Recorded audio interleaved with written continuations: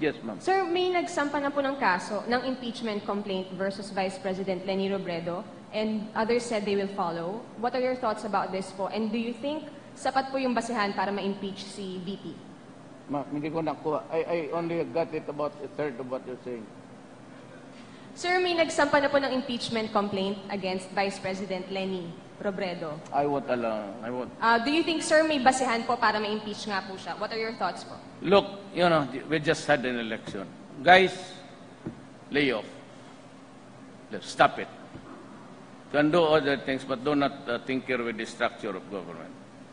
I will not countenance it. Elected yung tao. So, why do you have to sit just because he keeps on harping on me? Yeah, this is democracy. It's freedom of speech.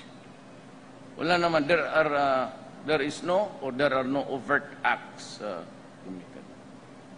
Kakatapos lang ng eleksyon, bakit mo sirayan bayan? Okay, ako, malay mo ako, baka hindi na ako magising bukas sa bangungot, okay na. Siya naman, pero yung, you create trouble there for...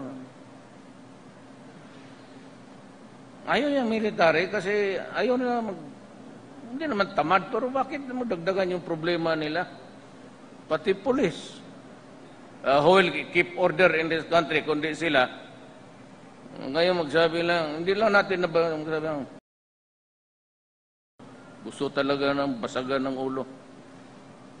Maganda na nga ang buhay, kakatapos lang ng eleksyon.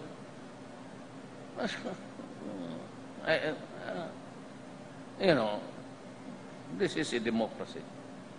Leaders are elected. If there are to be, it's still the people's choice. Remember that.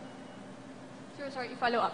So wala kayong nakikitang mali dun sa ginawa niya, sir, na nagbigay siya ng video dun sa UN Commission on Narcotics and said na may palit ulo? Ma'am, I cannot out of the country for 4 days. I have not been abreast with the... Alam mo, hindi ako nakabasa ng newspaper, yung mga column, hindi ko nakabasa. Yun lang, yung news talaga.